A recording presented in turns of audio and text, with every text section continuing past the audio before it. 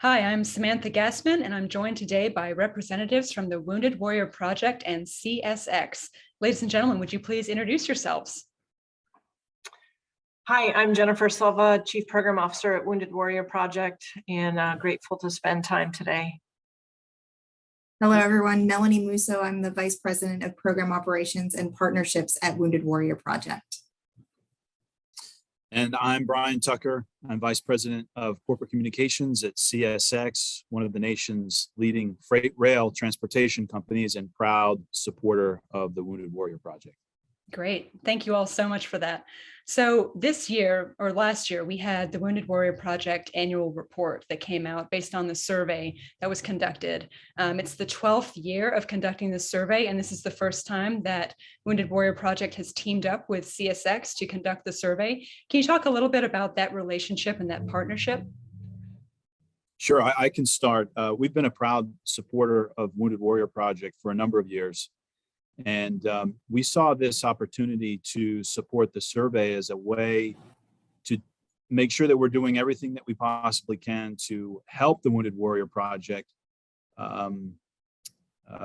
deliver the best possible support and provide the best possible resources to this community, to our nation's wounded veterans. We have a company-wide commitment to providing support and resources to veterans, active duty military service members and their families through our Pride in Service program. And by supporting research like this, we're hopefully enabling the Wounded Warrior Project to gain insights and better understand some of the issues that are facing this community and help tailor their programs to better serve them. And it's something that's very important to us, and we're really excited to be able to deepen our relationship with the Wounded Warrior Project and invite other companies to do the same. Wonderful. Anything to add?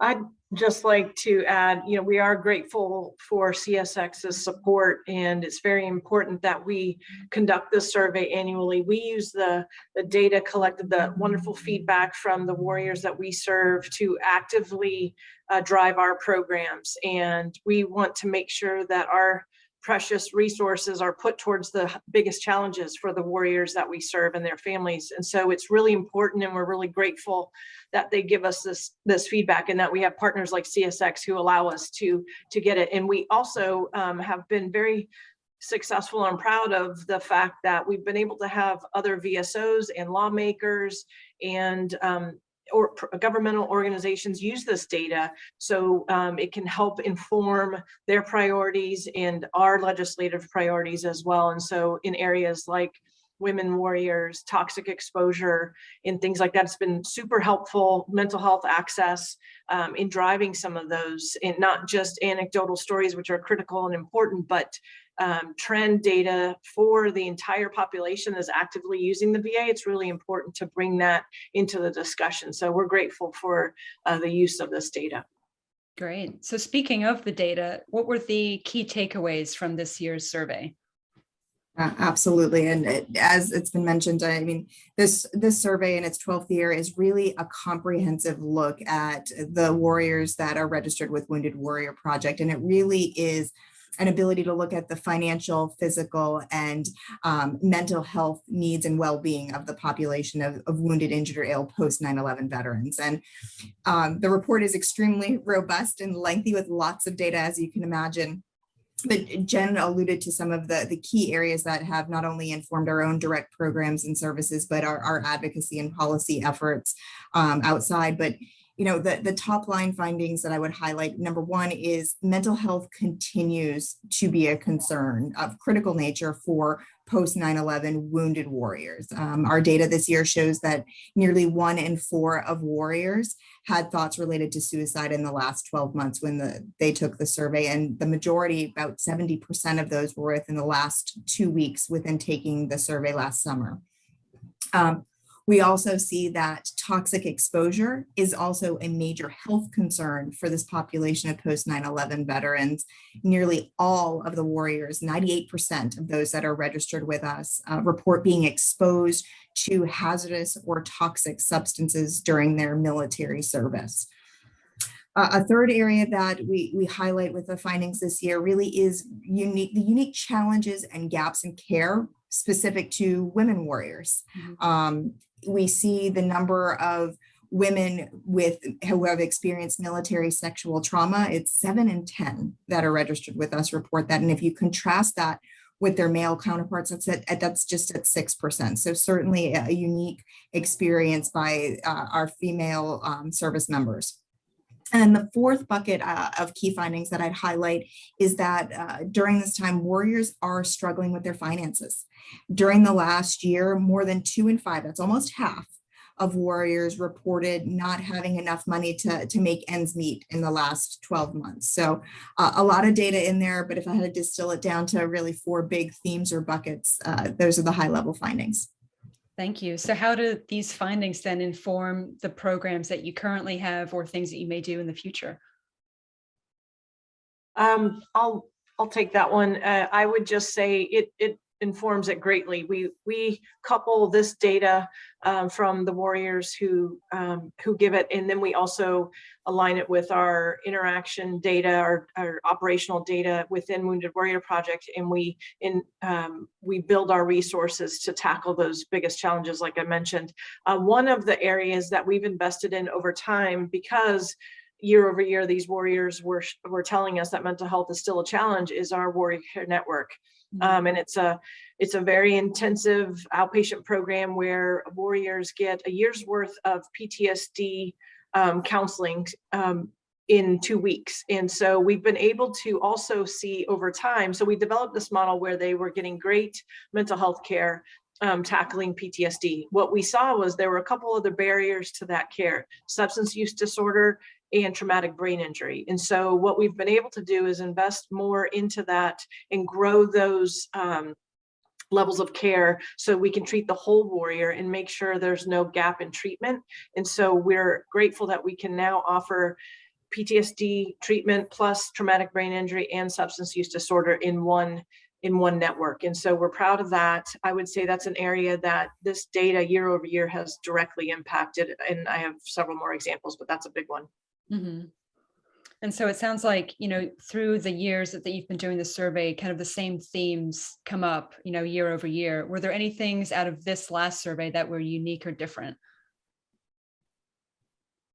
Well, I would say so more recent is the information on women warriors. And so about a year and a half ago or 2 years ago, we really said we're seeing some unique differences in how they're receiving care and what type of care they're receiving, just anecdotally. And so we took a year as part of our Women Warriors initiative and invested in listening, kind of a listening tour for an entire year. We had focus groups, Women Warriors survey, and then took that information in and asked further questions in this survey. But what we did was that really drove what we wanted to focus on. And so some of the findings in here reflect what we were finding, is that some of the gender-specific healthcare is still a challenge within the VA. There's been some gains in that they now get maternity care in the community, but we're still finding that they're reporting to us that it's not as welcoming of an environment as they would like, and that there's gender-specific care that isn't adequate.